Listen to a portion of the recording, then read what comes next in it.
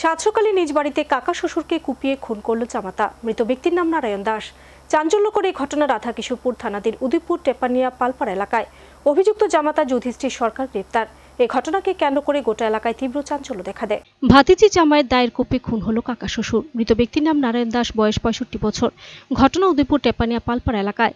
ঘটনার বিবরণে জানা যায়, বুধবার রাতে নারায়ণ দাসের সাথে তার বসত ঘরে ঘুমানোর জন্য আসে যুধিষ্ঠির সরকার নামে ভাতিজির জামাই।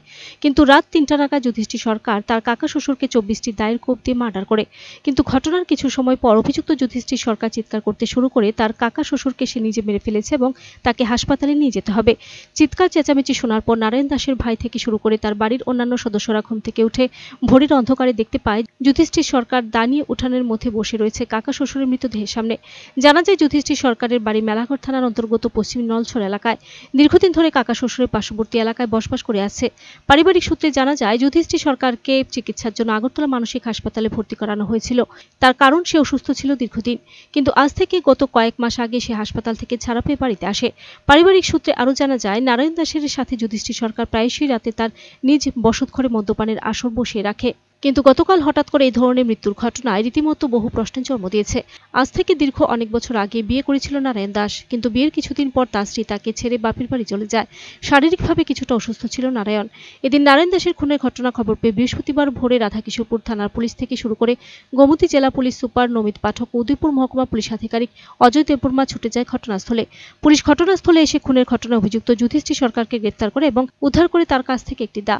পরে পুলিশ মৃতদেহটিকে টেপানিয়া জেলা হাসপাতালে পাঠায় ময়নাতদন্ত করার জন্য। বৃহস্পতিবার ভোরে উদয়পুর টেপানিয়ায় এই খুনের ঘটনায় ব্যাপক চাঞ্চল্য সৃষ্টি হয়। রাত্রে 4টার সময় আমরা যেটা করেছিল সিলিফুনে উনুনে আমার ঘুমোতে উঠেছে। উঠানোর পরে আইয়া দেখি দৌড়ে ঘরে ঢুকে দেখি ভিতরে ইয়া করতে আছে, ছিল করতে জাডার কাটলাইছি। কে কাটছে? ওই জামাই। জামাইয়ের নাম কি? জামাইয়ের নাম ইয়া বুঝলে তো গেলাম। এবারে যারে মারছে তার নাম কি? নারায়ণ দাস।